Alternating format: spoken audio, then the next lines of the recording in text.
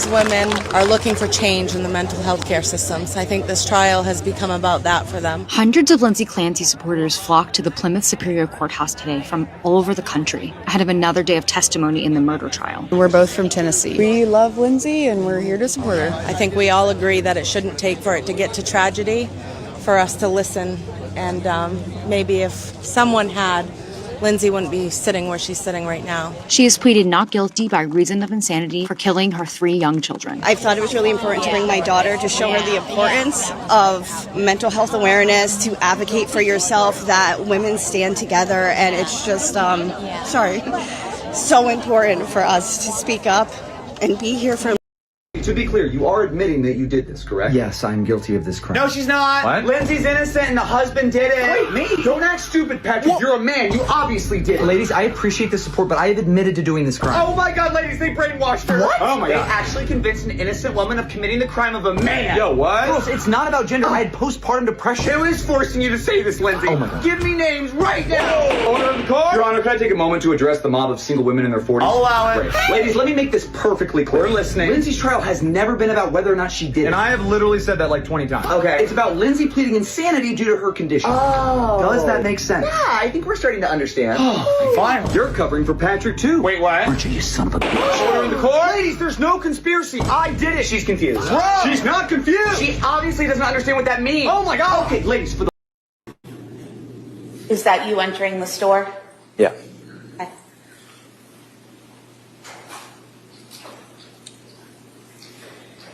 And that section you head to on the right, is that the pediatric medication section?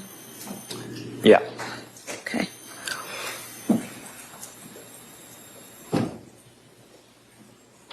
You can hold it there for 1 second. As you look at this video, if you look in the bottom corner, bottom left-hand corner, there's a timestamp there. Now, not all timestamps are accurate, right? This timestamp is, 5:33, I believe, if I can see it. But it's clearly, okay, so there's a timestamp of when he's at CVS. In putting together a timeline, timestamps are important. Let's continue. Be quiet, please. I've had it with you. Oh my God! And They your commended. They sexism didn't and kill their children. She's a murderer. These women are cheering. These are man-hating women that are standing outside. This is what it's about. They think the husband did it. They're crazy. They've lost their mind. Do you know why they're waving for a murderer? Do you know why the woman is in a wheelchair? Did you even notice that she's Couldn't care less. She's a murderer.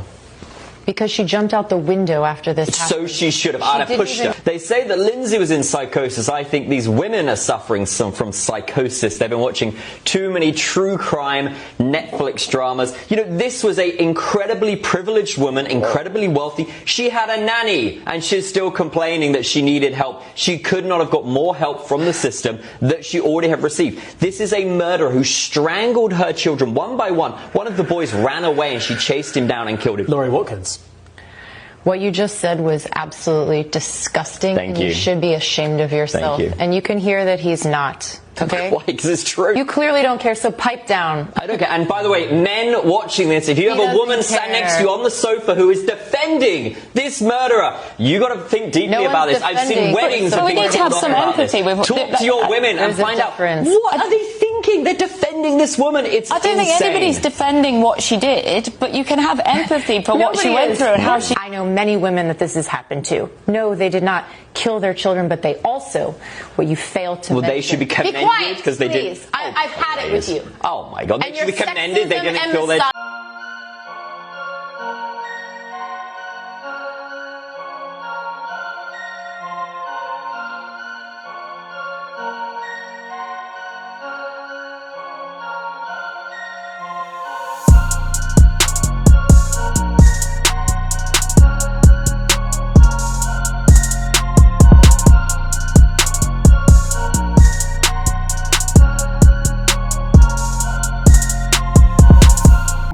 What's going on, everyone that's currently watching? If you have not done so, please make sure that you like this and share this with at least 2, 3, or even 4 people. I have my guy James from Dad Mode and Dark Mode back. What's going on, good brother?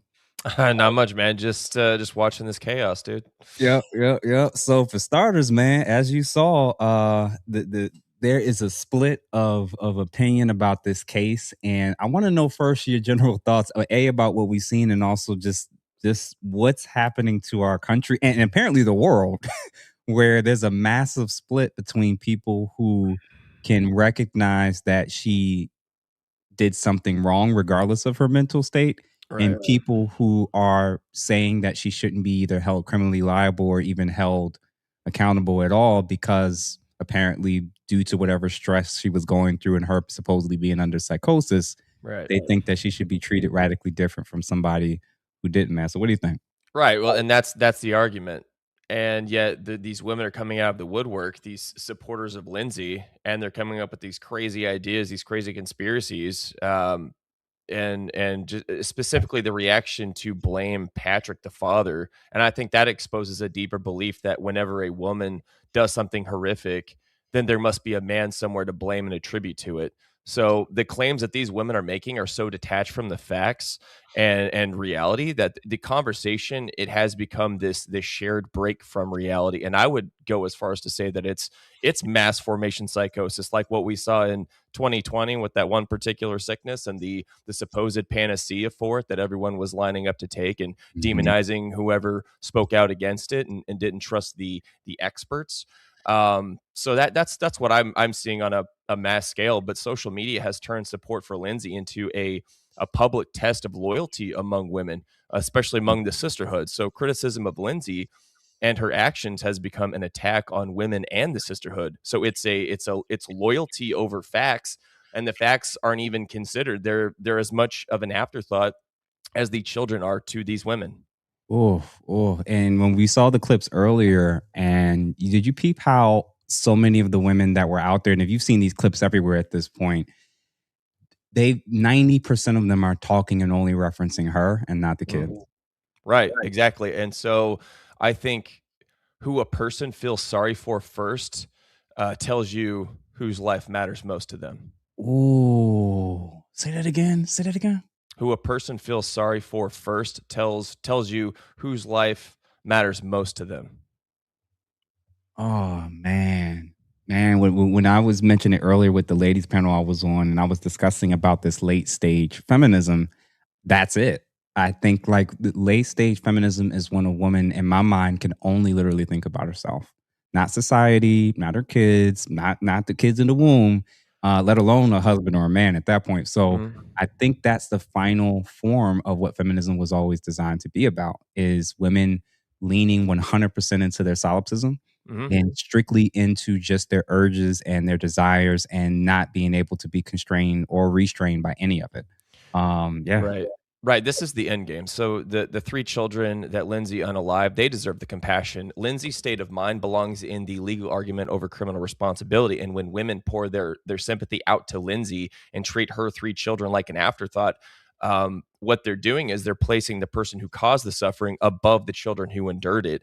And men should be thinking what this way of thinking would mean inside their marriages and around their children. And so just it's insane. They're treating Lindsay Clancy's freedom as more important than the lives of her children.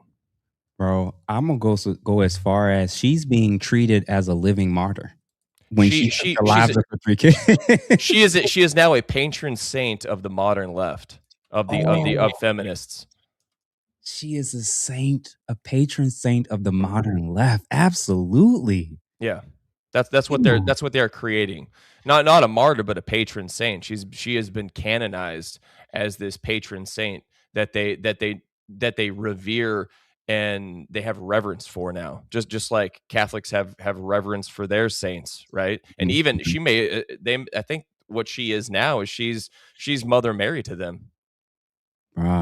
She's untouched, and you're so right, because they think by defending her, the men that say that she's guilty, they're now willing to end their marriages. And really, I've seen women saying this is now a screening tool on their end, which I think is a good thing. In their mind, they think that they're actually punishing people who, don't want to continue being in relationships or getting into relationships with women who are coming up with any excuse for this. And I'm like, listen, ladies, please use it as a screening tool. I want men and women, because I want men and women to use this as a screening tool. It's just unfortunate they're not going to realize or maybe they do realize what the end result's going to be. They're going to be alone when more and more men realize like this is how insane of the idea of a guy hearing a woman, because we've seen the videos with the ladies actually holding the kids in their hands, Yeah, in their arms. Did you see it? Did you see the one with the lady with the woodchucker? She was walking past. Yeah. Oh yeah. I sent that to my friend. I sent that one to my friend. There's one where there's a trend where these women are they have their baby on in their lap, and they're pouring water in the face. I saw that. And the baby's crying and they're just laughing. It's demonic, really. Bruh, it is. And I'm wondering, why do you think in terms of female nature, why do you think, because our topic for today is like the psychology of Lindsay Clancy supporters and just women who think this way. Why do you think they got to this point where they have such a dehumanized view of the children that she actually murdered and strangled, let alone just in general? Like, what do you think happened? Well, the reaction that we're witnessing, it's coming from decades of social engineering that changed how women understand motherhood. So this feminist messaging has programmed women to see motherhood as a loss of freedom and autonomy, children as parasites, essentially, in a lot of cases.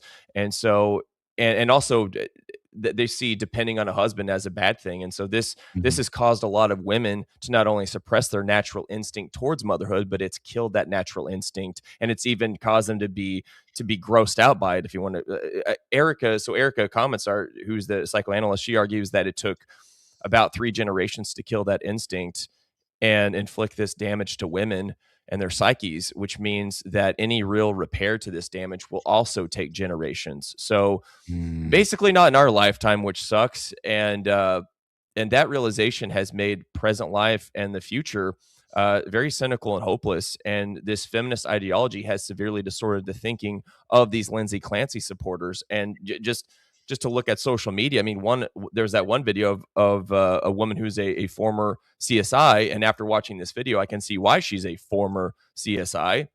She compares her 3 children to ceramic vases, and Lindsay unaliving them as her suffering an involuntary seizure that broke the vases by accident. So this kind of thinking, it strips her children of their humanity. These women will not allow children to stand between them and the freedom that they want for themselves and the women around them. And so the metric for freedom for these women is, can they unalive children or not? If they can, then they're free, and if they can't, then they're pushed down by the patriarchy. And this is precisely why patriarchy exists in the first place, and why it's worked for so long. It's there to protect civilization, and especially the most innocent in that civilization, which are the children at any stage of development.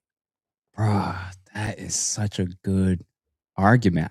I'm in the camp of, I think that, obviously the feminist messaging from the 60s, 70s, and 80s and ongoing when it came to the devaluing of motherhood, the devaluing of life in the womb and everything. And I agree with you, when we watch these college campus debates about abortion or whatever, and you see them say it's just a clump of cells, it's just a parasite, it's just this or just that. And I'm like, yeah, it makes sense to me. When you keep using dehumanizing language, you're eventually going to dehumanize the very thing that you're talking about.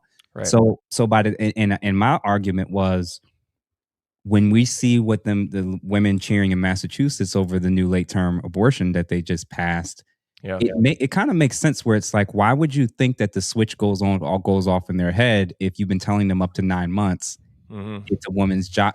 And it never made sense until now, when I finally see what the full effect was of this, where it was like, if they're telling you if she's pregnant and you hurt her or harm her and cause her to miscarriage, that's considered, you're going to be charged with that, right?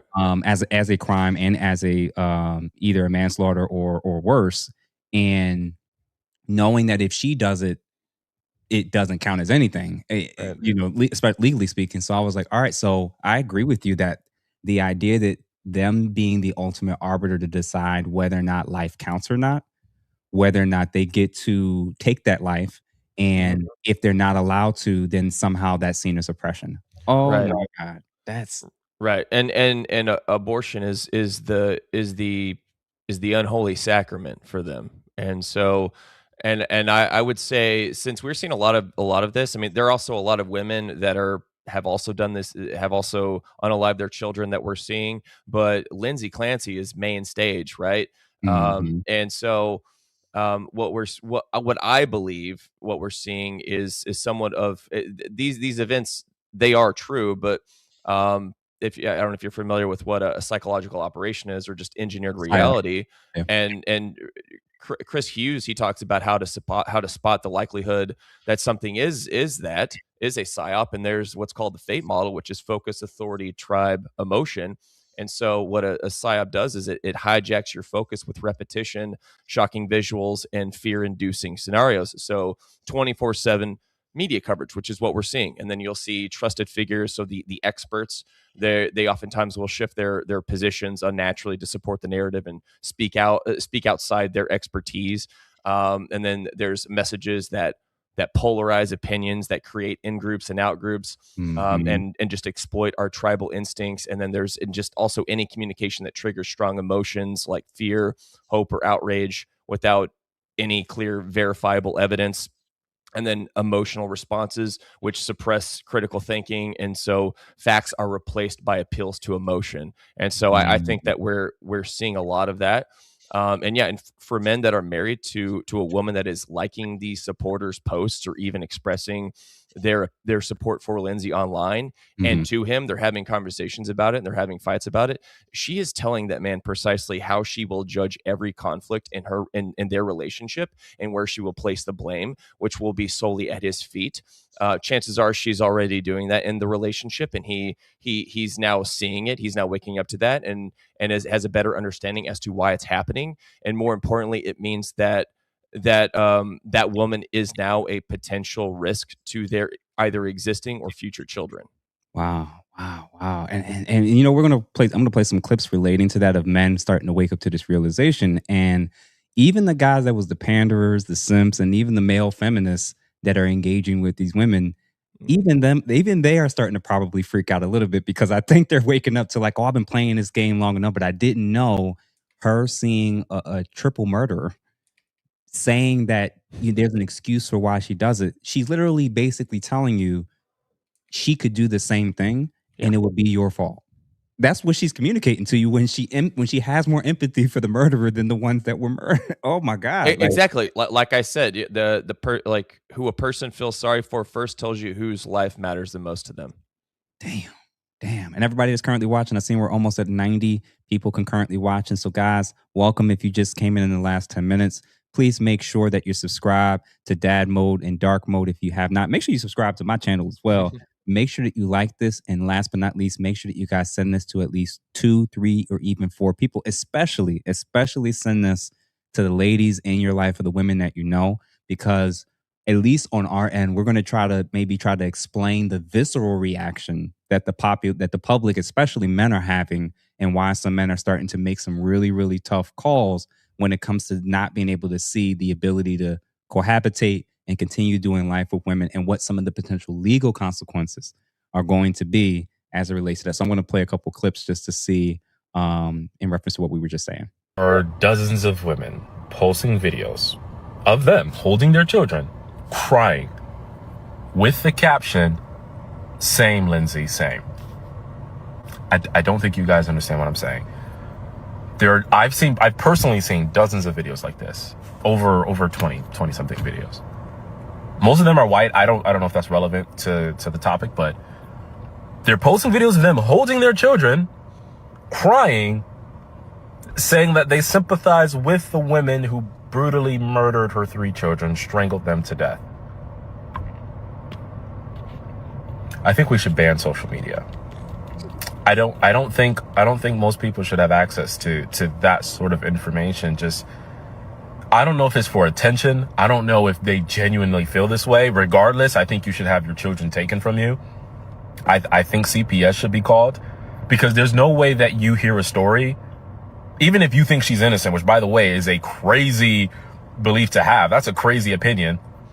Even if you thought she was innocent, to post a video like that of yourself crying, holding your child, and saying, "Same, Lindsay," or "You understand her," or some variation of that, I don't think you should be allowed to be a parent anymore. I'm sorry. I don't know where we are as a society where not only are you people defending her, but some of you are actually saying you get her and you want to do the same to your own children that you're holding on video crying. What is wrong with you people? Like to unfollow me because I think a child murderer deserves to go to prison because she murdered her children? Go ahead, leave. Because fundamentally, we are never going to get along if we can't even agree that killing a child is wrong. Apparently, we need a freaking reminder that women are perfectly capable of hurting and killing their own children. So why don't we go ahead and count them? Number 1, we have Melissa Campos Sanchez, Miami, August 2026. Police say that she poured hot candle wax onto her 3-year-old and 6-year-old daughters. She then lit clothes on fire in the kitchen and danced around until the 6-year-old had to try to put the fire out. Number 2, Kaylee Earhart, North Dakota, August 2026. 3 young children were stabbed. Her 3-year-old and 5-month-old died, and her 1-year-old survived. And she told their father that, say goodbye to your kids before she did it. Number 3, Haley Dempsey, Florida, May 2026. She killed her own mother, then she killed her 4-year-old daughter and her 4-month-old daughter. She then allegedly tried to shoot her 2-year-old, missed, and then killed herself. Number 4, Marlene Vidal, Texas, May 2026. Her 5-year-old son and 6-year-old daughters were killed with sharp force injuries, and their bodies were found inside a burning car. Number 5, Sarah Myers and Amy Stedman, New York, June 2026. A mother and a grandmother are accused of murdering 4 children. 13, 11, and 10-year-old twins. Drugs were used and 1 child was stabbed, and investigators say that the planning appeared aimed at keeping those children away from their father. Number 6, Mackenzie Critton, Wisconsin, July 2026. Charged with smothering her 7-month-old baby to death. That is 6 cases in 2026. And it's only freaking August. And while all of that is happening, women are sitting on the internet holding their babies and crying into the camera saying, same, Lindsay. Oh my goodness, same. And that's where I snapped. And apparently saying that maybe we shouldn't be identifying with that while we're holding our own babies is controversial now. I have more numbers for you. Federal child maltreatment fatalities in 2024. Mothers acting alone, 31.8%. Fathers acting alone, 13.7%. Non-fatal abuse and neglect, mothers alone, 37%. Fathers, 25%. Newborns killed within the first day of life, almost always the mother. Or should we talk about the over 1 million abortions every single year? So spare me this little fairy tale that y'all have come up with in La La Land over here that somehow women are incapable of being danger to children. We are more of a danger to our children than their fathers are in most cases. But women will search the entire freaking zip code for somebody to blame other than say, yeah, she did it. And that is why this whole same Lindsay trend thing has me genuinely concerned. And if me saying all of this makes you uncomfortable, well, you can stay uncomfortable because I am done prioritizing grown women's feelings over dead and abused children. And I'm damn sure done pretending the person who killed the child is somehow the biggest victim in the room. So the first thing I thought of when I was seeing clips like this and seeing everything on social media, for all the Lindsay Clancy supporters, especially the ladies, I really wonder, because we know, you know how they would do this whole, they'll pick a bear over men. Yeah. I would love to ask all of them, would you trust Lindsay Clancy with your children or Bear? And I'm very interested to see how delusional they're going to be. And I'm very curious to see what it is that they would say. What do you think the women that are her staunchest supporters, how do you think they would answer this? I mean, they would just be pissed at this. They would. I mean, they just get so triggered. They wouldn't even give you a direct answer. And here's the reality of it, which is really sad. I think that a female bear has more motherly instinct than these women do. Ooh. So, like the behavior, if this behavior was witnessed by people in the 70s, that this is where a white van shows up with men in nurses outfits being like, hey lady, you okay? You all right? You want to come with us? Like this is straitjacket behavior that we're witnessing. It's utter insanity. But now it's for a lot of people, it's just normal. Now it's our everyday lives and we're bombarded with it every single day when we open our phones, and the algorithm just keeps pushing this and pushing this. So it's all we're seeing and all we're talking about. And it's just, I think it's really desensitized a lot of us to this when it shouldn't, because this is horrific. This is Aztec level child sacrifice. Literally. child sacrifice. And it took multiple people, and again, shout out to Rachel Wilson, who discussed, the occult origins or a lot of the origins, or at least towards the beginning of feminism and the witchcraft that's involved, because now it kind of makes sense to me. Where it's like, so just because the government tells you you're allowed to do it, now you should dehumanize. No, I think like there's people who are seeing this as a liberating, almost damn near religious, spiritual experience to have the right to do it. I remember when I was writing my book, a particular chapter, I came across a quote where a prominent feminist talked about how she described abortion as the most liberating, freeing experience she's ever had. And I was like, and I'm like, there's something going on with them, man, when it comes to this. And when I put up that question of would they choose between a Lindsay Clancy or a Bear, I agree with you that they wouldn't, but that also reveals their hatred of men. Because they've the ones who have been using that talking point for the longest realize what they're saying. What they're saying is, I'm basically arguing that when it comes to choosing between a man and a bear, I have apparently more trust in the bear than I do in the average man around me. But when it comes to a known murderer who murdered her own 3 children, I'm going to be conflicted at best. I'm either not going to give an answer or I'm still going to pick her anyway, which is letting me know, I'm like, again, when it comes to the guys that's hearing this, it's this guy that I'm about to play, he's mentioned something called that we're switching from suicidal empathy to actually homicidal empaths. And I think that's actually, again, when you come to late stage feminism, that kind of makes sense to me. So I want to play this and see what you think. And everybody that's currently watching, I see that we're at 165 people concurrently watching. So guys, welcome. Make sure that you share this. Make sure that you like this. And make sure you share it with at least 2, 3, or even 4 people, especially the women and ladies in your life. Let me play this.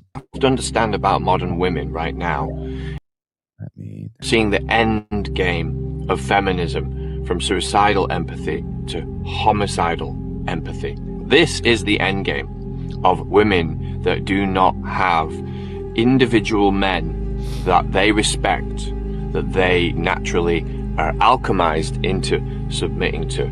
This is the most important time in our lives as men to say enough is enough. Is not meeting them in all of the fucking bullshit protesting and in all of this belief in these institutions and systems that they think is going to protect them, because their instinctual need for protection has been hijacked by these systems. This has been going on for such a long time, and it keeps escalating. And the way that this changes is on an individual level. I call it collective individualism. If you are a man and you believe that you should be leading, you must become a man worthy of leading firstly. You can't just force them to do it. Other cultures do that. We did that in the 50s, which is to sort of oppress women or force them to do things. But the only way that you can actually have women align with men is to lead them correctly.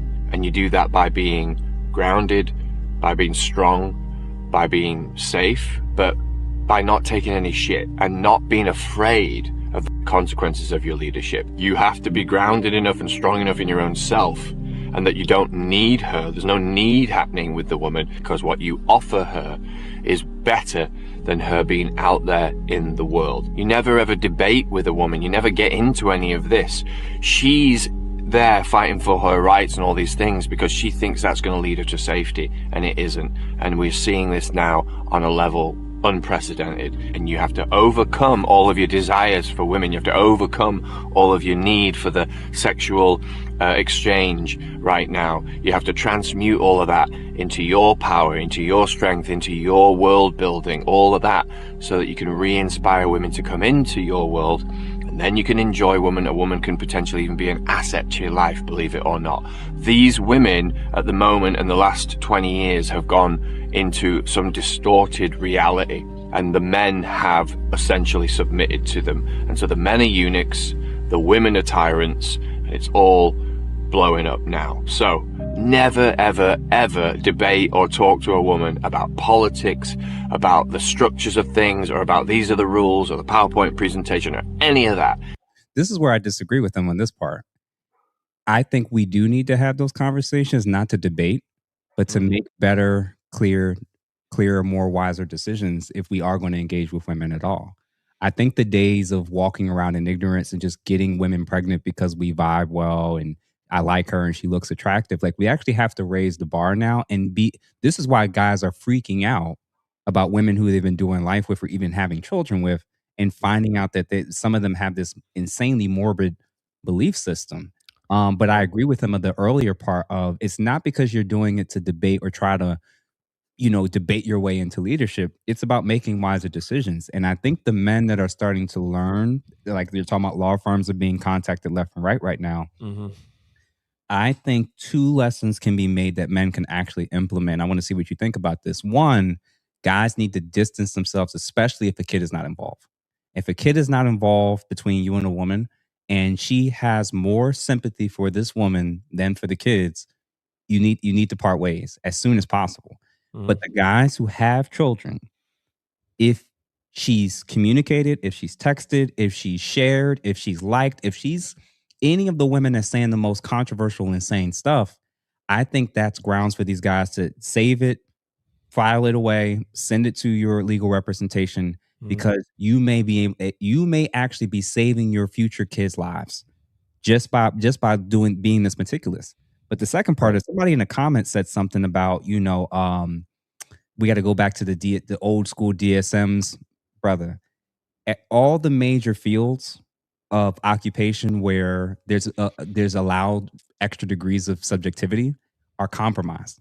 So what I'm arguing is go online and look up as many licensed professional social workers, therapists, psychologists, and see if they've spoken on this topic.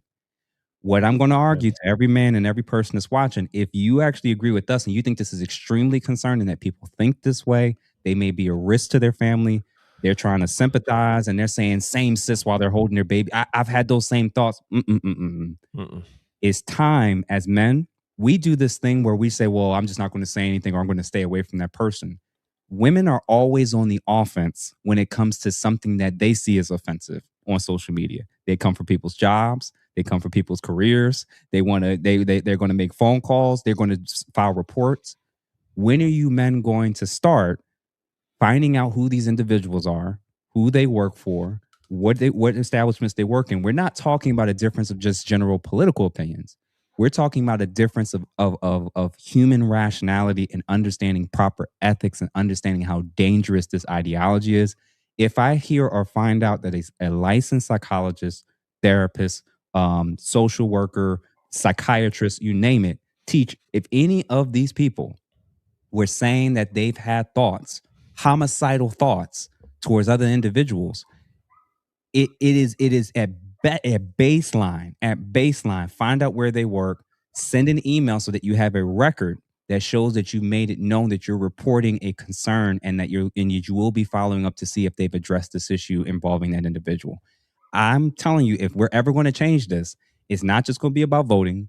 It's not just going to be about men bitching about it on social media. I actually think men have to take actions in the legal department when it comes to their legal lives, when it comes to the individuals who have kids, but then also in the professional realm, seeing individuals who are responsible for children and other people's mental health and physical health. Let's see if we can start turning the tide of actually addressing those people. What you think? So you're probably familiar with this. Usually whenever you do an intake form, each time that you meet with your therapist, you have to answer the question, do you have homicidal thoughts? Do you think about harming other people or yourself? And I imagine that a lot of these women have therapists. So I think they pretty much answered that question, not formally on that form, but I think that should be grounds for it should be the equivalent as if they said yes. And they should because if they are, then of course then that privacy, it's no longer private at that point, right? They have to report that. And so I think that these are reportable offenses when they are actually insinuating that they have homicidal intent. I think that their therapist should be made aware of that. And I think that if you should either consult with an attorney if you don't have one. If you do, I agree wholeheartedly. I have a friend who is an attorney in Silicon Valley, a good friend that I met through my channel. Mhm. He is very cynical about the system. He's been neck deep in it for 15 years, and the things that he witnesses are wild. But he even agrees. Yeah, it's just that's something that if you want to protect your children, because that's what it boils down to, is protecting your children. Your children's lives matter more than your psycho wife's feelings. Yeah. Yeah. Yeah. And I'm going to look at some of these screenshots that I think I pulled just to see what they have to say. Oh, let me pull this one up to see if I can even make it larger. It says women are getting angry that men are dumping them over Lindsay Clancy support. It's real and it's good. No one is entitled to someone else's company, and women should be relieved that they are breaking it off now before getting too serious. My boyfriend of 4 years baited me into forming an opinion on the Lindsay Clancy case, and now we're no longer together. My boyfriend of 4 years first introduced the case to me about a week ago, asking me my opinion on it. And let's see, I don't have enough information. A week later, he texted me asking for clarification on my stance. I reiterated what I said. He then went on to say he needs to mull over whether he wants to have kids with someone like me. And I'm going to be completely honest in saying I had never even heard of the case until he pressured me about it. But now that I've done a little research after the fact, I have since learned that men all over the nation are using this as a test to determine whether they remain with their girlfriends or wives. What the F is going on? I'm sad that I fell victim for this insanity, but also am gravely alarmed that he fell victim to this insanity. Another woman just posted her experience with her boyfriend testing her about this case as well. Now, what's interesting, about this in my mind is that women have been using tests and screens all the time, BS testing of stupid stuff, right? But when it comes to actual murder, they now think this is a stupid test. You shouldn't do this. And I'm interested at why they would want to stay in relationships with men that have such angry, visceral reactions to this. He clearly thinks the exact opposite of you. Why would you even still want to be in a relationship with him? They don't like the idea of being seen as her. Like they want to simultaneously be able to raise her as a saint, but knowing how men are viewing her, they don't want men to view them the way that they're viewing Lindsay. So what do you your thoughts about these guys that's breaking these off? Like I don't know, man. It says my brother, whom gets married in 2 weeks, sent the entire family and hers a group chat saying he is calling off the wedding because his fiance said she supported Lindsay Clancy on Friday. First of all, we got to acknowledge men are finally waking up. People can blame it on manosphere, red pill, toxic masculinity. You can call it what you want. I call it reason and rationality. Again, when 2016 and when 2024 happened, I distinctly remember women saying, based on who you voted for, that determines whether or not they could even want to go on a date with a guy, let alone be in a relationship with them. Right. The men are raising the bar to murder, planned murder at that.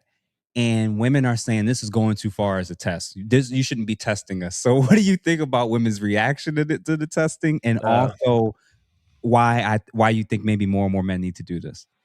I'm not surprised by their reaction to it. They get pissed about all kinds of irrational things. I think that Aristotle was correct that masculine republics give way to feminine democracies, and feminine democracies give way to tyranny.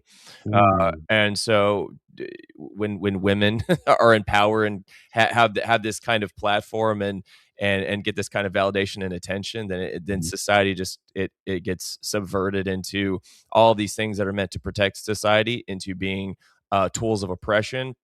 And so, yeah, I think these men are 100% correct or 100% accurate in what their assessment is of the situation and what they're doing makes sense. It's like, oh, my apartment's on fire. I should probably get out of it. That's what their relationship is. Their relationship is on fire. She is now a walking liability and potential homicidal maniac. with the bloodlust to potentially unalive their future children. So I don't see any valid reason for him to stay in that relationship. And I understand that women are so unhinged now that they would get mad at that, and that's somehow controversial. I mean, they can't even handle men's preferences, and this is just beyond the pale. This is a not even a blemish; it's a sin, and yeah, they have no leg to stand on. But that doesn't really stop a woman from continuing on with looking like a fool. And everybody, if you're currently watching, I see we're almost at 250 people concurrently watching. So guys, shout out to everybody that shared, but the guys, everybody who hasn't, please make sure that you send this to at least 2, 3, or even 4 people. We're going to be wrapping up pretty shortly, and please make sure that you're subscribed to both gentlemen that you see on the screen, and make sure y'all like this video. So what's his name, Jamal, he writes, is the support online, and again, y'all, if y'all want to show love to the platform, if y'all want us to make sure we don't miss your comment or question, feel free to hit the super chat button. Jamal writes, is the support online real or a manufactured Psy-Op? I'm going to answer first, and I want to know what you think about this. I'm going to say it's both. Obviously, in terms of conforming to the group psychology, we know that people, but especially women, they're more susceptible to group psychology when it comes to fitting in with the herd, following the herd, fitting in with the whole hive mind thing. That's not unusual. There's actually a lot of literature out there about it, so that's not like a real controversial stance or statement. I think that this is the whole "what is a woman" thing all over again. Like, there's women that clearly know what it is, but they're scared to say it in front of a camera or in certain public settings. Like, so it's the same thing going on right now, where I said it before with that prompt I put up. They wouldn't trust her watching their own kids, but they're going to treat her like a patron saint in front of everybody else. Right. So this idea, like, if you were taking your kids to a daycare and you found out that the person who was working at the daycare, who runs the daycare, did exactly what Lindsay Clancy did, you would not enroll your kids. 98% of these women would not. So I already know, like, there's an aspect of this that I know they wouldn't trust her, but they still want the ability to be able to do which, if they ever did what she did, be able to not be held totally liable for it. So that's why I'm saying this is a little bit of a combo. In regards to the manufactured Psy-Op route, absolutely. And I think that the more that we realize that feminism has from the very beginning, from the CIA, from communists, from Marxists, and even just people who have some of the most sinister religious views, all of them have seen different aspects of feminism that they can take advantage of. So I think that absolutely they've helped push it to be a Psy-Op as well. What you think?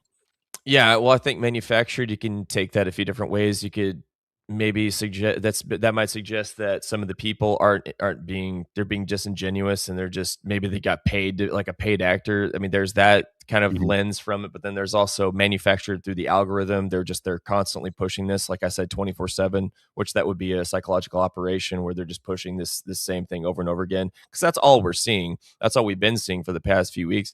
And so, yeah, I mean, I believe that it's both. I've actually, through my channel, I've met someone that used to be an advisor in the White House, that used to be a rocket scientist for this one company that makes missiles, and then also he used to work behind the scenes on Facebook with the algorithms that control people's behavior, right? So then he realized, oh, this is bad, and then he started warning people about AI. But I think that because now we're dealing with even like agentic AI. That's a whole other conversation, but just basically fully autonomous AI. And the algorithm is so sophisticated, the people behind it, that, yeah, I would say that they are definitely stirring the pot with this. They're creating, they're also, it's a great way to distract people from a distraction from other things that they're doing behind the scenes. So, and it's not to say that this isn't real and this isn't horrible. It is both of those things, but you have to ask why. If this is a psychological operation, why are they conducting it? And I think that a lot of it has to do with distraction, and they're honing in on Lindsay Clancy specifically, even though there's 6 cases of women, unaliving their children this year, at least. So It's probably but more than that. That's just the ones we yeah. probably have heard of, honestly. There's there has to be way more than that. Yep. Yep. Jadil, thank you, brother, for the $20. We now understand that nothing is coincidence. There were reasons why societies practiced arranged marriages, reasons why there was and is a patriarchy. Over time, we simply forgot why. Women are emotionally chaotic by nature. Appreciate you, brother, for the 20. And I think this kind of officially buries the we need a matriarchy pipe dream, because matriarchies are going to be safer. I don't what I've officially realized, well, I've probably realized this for a few years now, the matriarchy will be more dangerous for toddlers, babies, and children, as well as babies in the womb. Like, the matriarchy will be the worst for them by far. So I'm like, no, this is at minimum. They could say, well, no more war, but you're snuffing up the population before we even get to a point of there being a war. Yeah. I was going to bring that up, because if you just Google female tyrants in history, there's a whole litany of them. I mean, if plenty of these modern women have gone to brunch and gotten a Bloody Mary, well, that's named after Queen Mary I, that is responsible for the death of 300 Protestants, right? During her fifth reign from 1553 to 1558. So there's countless women that you can point to in history that have blood on their they're naming cocktails after these ladies. So women do not belong in that position. They are not wired that way. Men are wired to lead, and that is the only way you can have a healthy society. And everything has been screwed up through ideological subversion, and so everything has been subverted through these collectivists, these Jacobins, and so that's what we're seeing. It's we're seeing the end game. We're seeing the collapse. I guess you could say the controlled demolition of the West. Mason Inc., thank you for the 750 jewels. Let them cook. And my guy Mauricio, thank you for the 5. Black women are trying to get out of this as if they haven't offed more souls than we were lost in both world wars via abortion. Same-ish. Yeah, I said it when I actually first went viral and made it on Pearl's platform. I said that the most dangerous place for a black child to be is in the womb of a black woman. And we can talk about the YNs and the gangsters and the dangerous urban areas where there's all this criminality and whatnot. Again, only if you've had a dehumanized view of your womb did you not realize that it was actually more dangerous for black children to be in the womb of a black woman in 2026. So again, that's where what we were talking about earlier with this whole dehumanization, even just the language. And I realize when you're reading Orwell and reading all these dystopian books, it all starts with the language. They have to figure out how to sanitize the language to make it sound not as bad as what you're actually doing. And the things that are good, they're going to come up with shaming language to kind of shut you down from being able to address those things. So like men speaking on this, I think I've even seen it with a woman in the chat, where it's like men speaking on this is seen as problematic, toxic, misogynistic, and oppressive because we can't have an abortion ourselves, even though we're part of the human species. We can't speak on this. And I'm like, exactly. This proves the point of you have such a dehumanized view of your womb and other men that even when men are saying, hey, y'all, we need to slow down on this, we may need to look at other alternatives in terms of preventative care, in terms of interventions. Is this really life? Is this life saving, or is this just life altering? And realizing, like, are y'all treating this more as a recreational habit, or is this something that is going to save your life? And when we're getting to that point where you're saying, I know that you're half the equation, we know that we are needed, we know that y'all have a role, but y'all have no say on humanity. What? So I'm like, that's where you get to. That's where you get to, where you are convinced that the men that you need in order to even have these kids in the first place are the ones that are not allowed to speak on when you're snuffing out their life. Yeah, which is complete BS. They wouldn't be pregnant if it wasn't for us. So that's the thing. Like they would not have anything to gestate if it wasn't for us in our seed. If they want to control the language, so they can control how you think and control your behavior at the end of the day. I saw this one video. It was like a cartoon, but it makes sense. There's a judge asking a woman, why do you deserve full custody of your child? And she says, well, I gave birth to it. He was in my womb. I gave birth to him, so it makes. And he's like, oh, that makes sense. Blah blah. And then asked the father the same question. He said, well, if I put a quarter in a Pepsi machine and a Pepsi comes out, does that Pepsi belong to the machine or me? Ooh. Oh, snap. Wow. That is hilarious.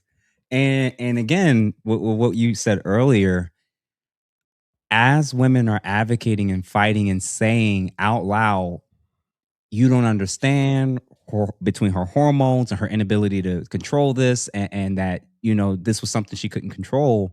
The arguments of the men that have the most toxic views is starting to come back to rear its ugly head when it comes to what then is your role in society as it relates to determining politics, voting, having say, just the idea of you all being seen as custodial parents automatically as women. This may be opening up a can of worms that these ladies that are protesting and saying all this, I don't think that they realize truly what can actually come as a result of them pushing something like this that can result in them losing certain rights, losing certain things that they've just been taking for granted. So everybody, we got about 5 minutes left. So if you haven't done so, please make sure that you like this. Make sure that you share it with at least 2 or 3 people. We just have a few more clips to run through, and then we're going to be wrapping things up.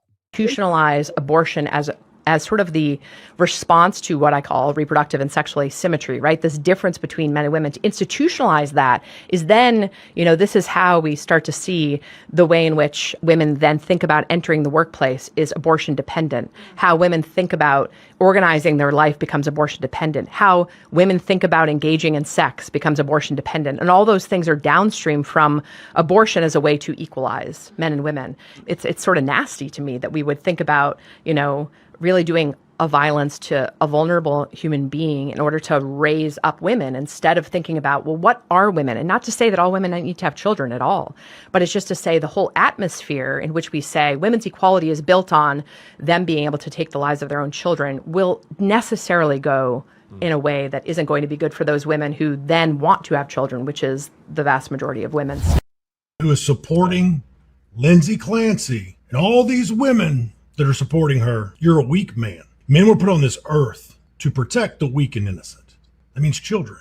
If you're a man who is married to one of these predators who supports Lindsay Clancy, you're in an abusive relationship. And the only reason you're agreeing with her is because you're scared of her. Because if you disagree with her, your home is going to turn into a war zone. And here's a truth that a lot of men need to understand.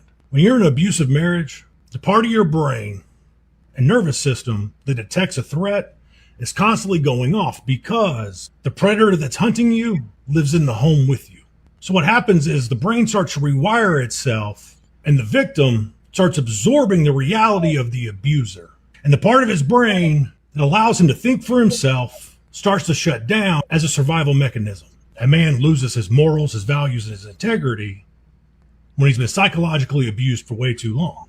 He loses his identity as a man. And I'm not a doctor, but I lived this for a decade. And I wrote a book to help men that are dealing with this in marriage, divorce, relationships, or breakups, or just everyday life. It's called Unmasking the Predator. And if you really want to understand all this, the psychology, the biology behind it, go to the link in my bio. You can grab the ebook and audiobook today. What you think about the institutionalization of abortion and why women now see this as a staple component of what it means to be a woman in this society? Right. Yeah, Well, it's a package deal. Yeah. It's do you remember when abortion used to be safe, legal, and rare? Well, Yes. yeah, I mean, it's just this tiptoe to tyranny that we're seeing, right? When women have gained more power, this is what you see. You see more tyranny, and I mean, they always fight for equity, and now to get raised to an equal standing, with men, if not actually to get to be superior to them, to be higher than them, then they've done that by standing on the bodies of dead children.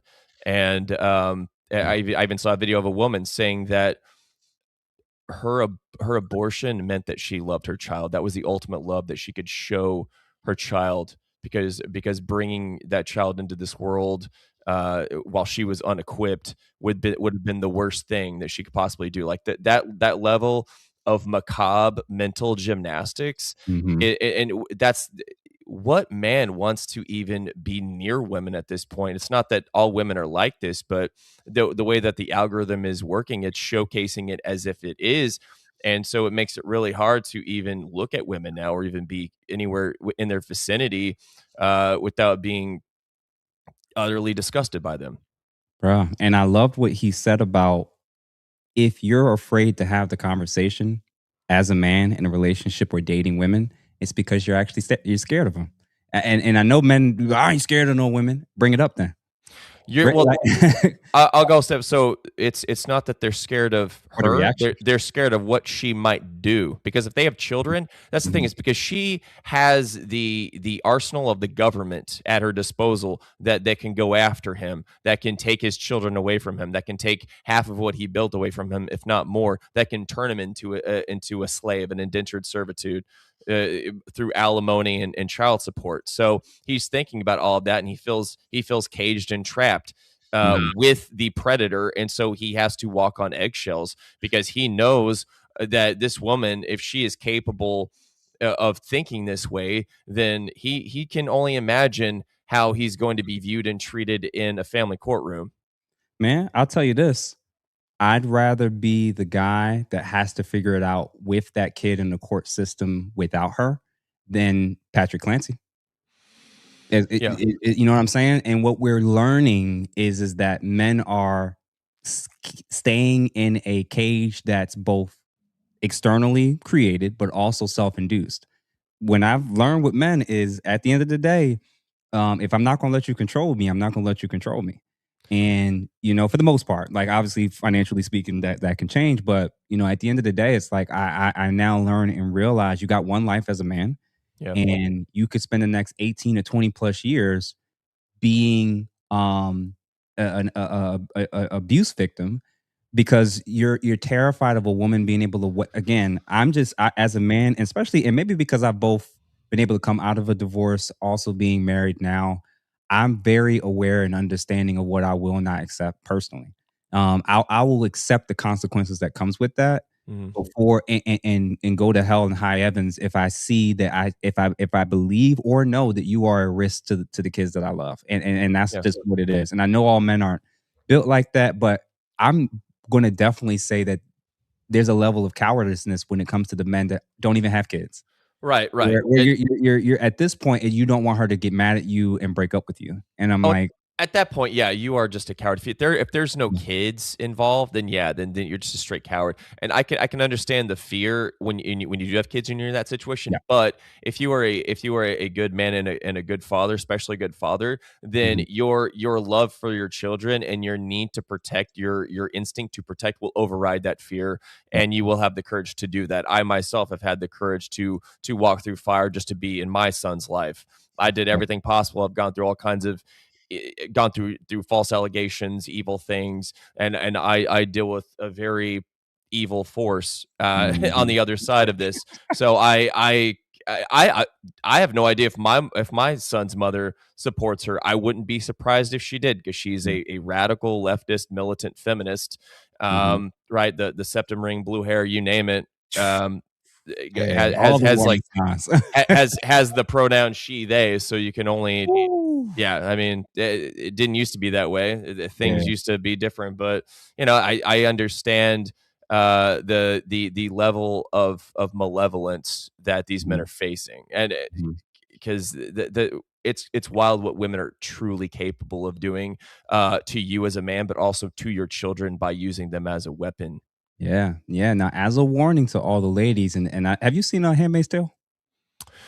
I know about it. I have not watched it because my eyes will roll in the back of my head.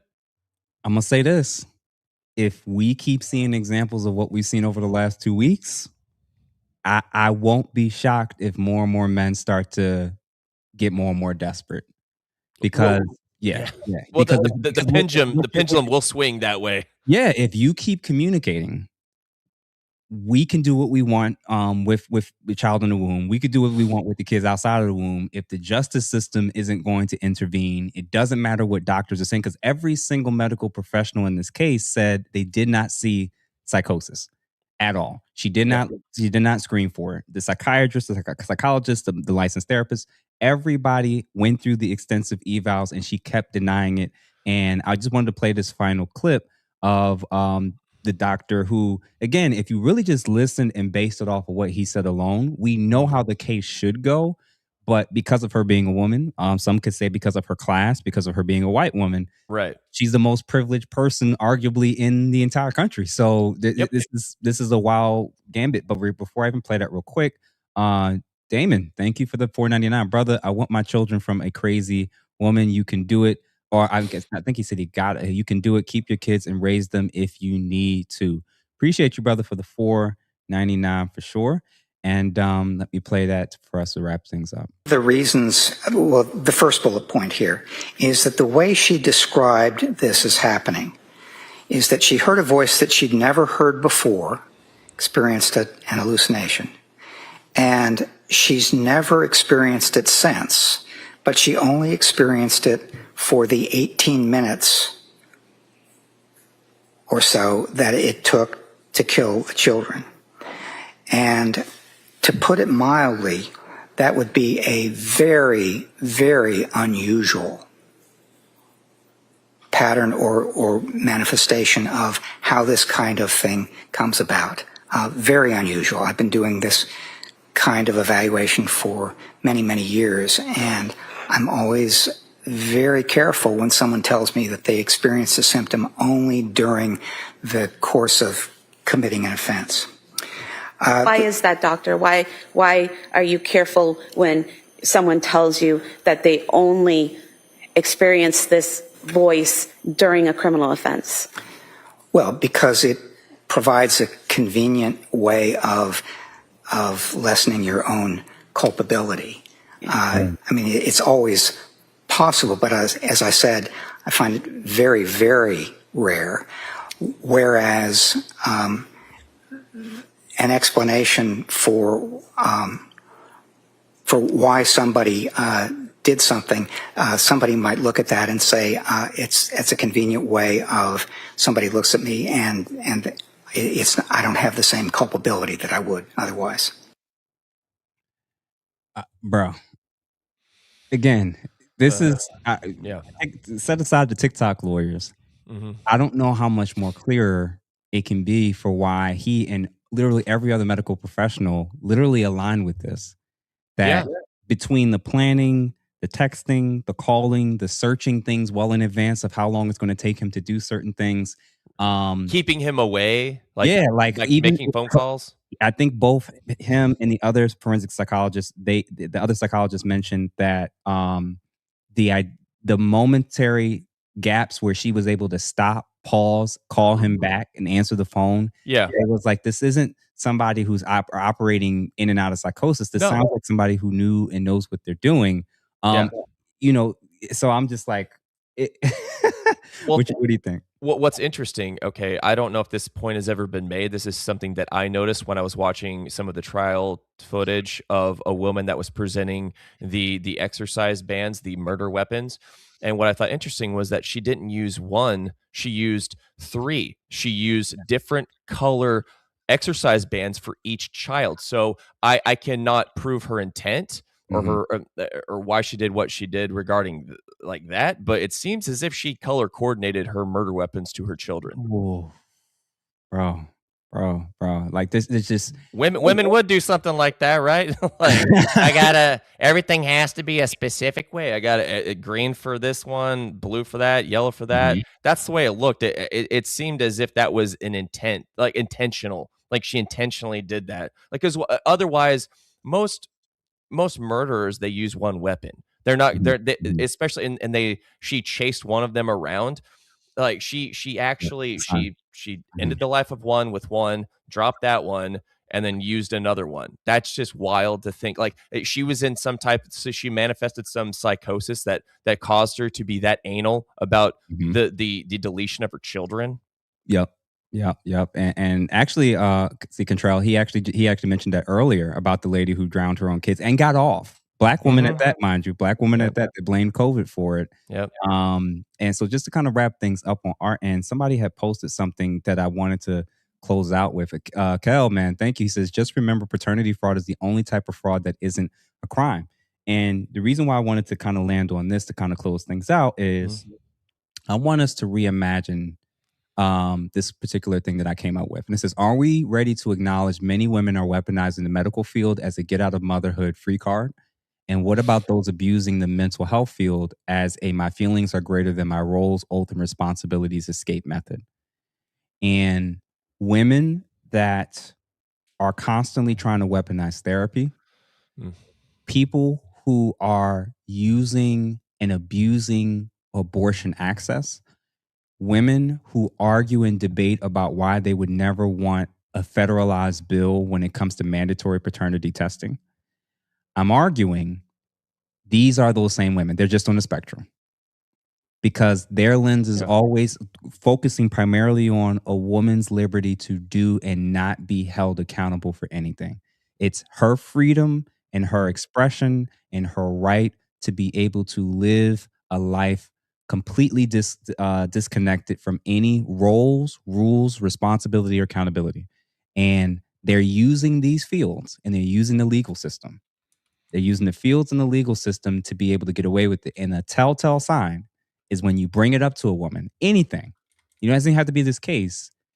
See if she's interested in the balanced male and female perspective, or if she's only looking at it through the lens of whether or not it's a benefit to women.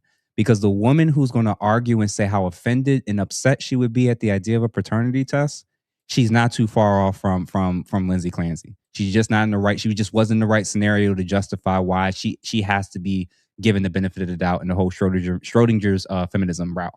So my argument is that there's a lot of tells if men start paying more and more attention. What do you think?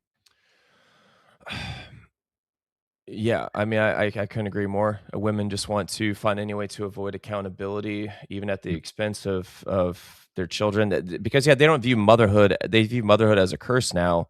Like I was saying earlier, just the way that they view motherhood thanks to feminism.